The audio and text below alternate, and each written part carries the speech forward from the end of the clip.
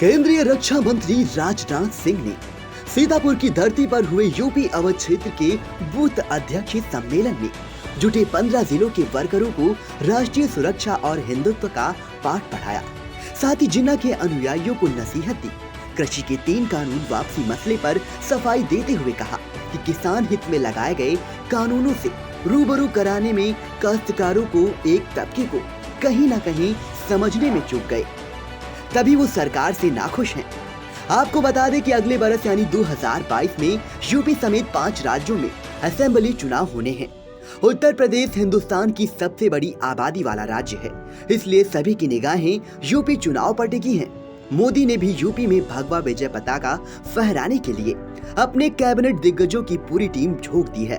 अवध और काशी क्षेत्र की जिम्मेदारी केंद्रीय रक्षा मंत्री राजनाथ सिंह को मिली है।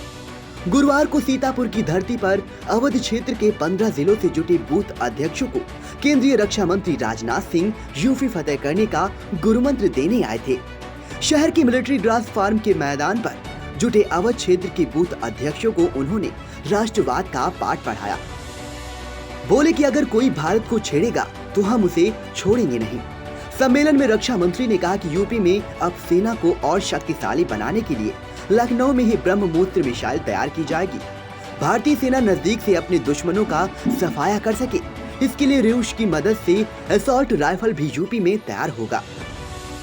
जिन्ना मसले पर रक्षा मंत्री ने कहा कि विपक्षी दल चुनाव आते ही पता नहीं किस बोतल से जिन्ना को बाहर निकाल लाती है, जबकि जिन्ना भारत के विभाजन के जिम्मेदार थे।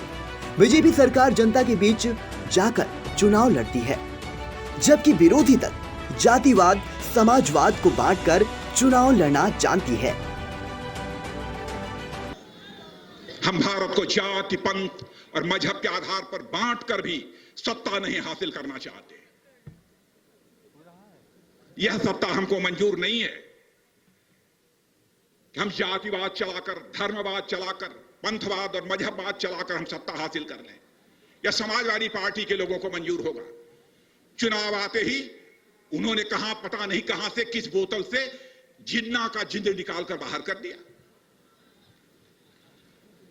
क्या जरूरत थी इस चुनाव में जिन्ना को लाने की? लेकिन समाजवादी पार्टी के नेता ने जिन्ना को लाकर खड़ा कर दिया।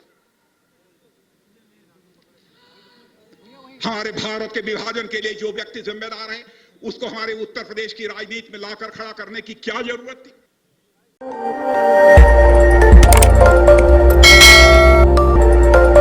खबर आपकी, नजर हमारी। देखते रहिए आई इंडिया।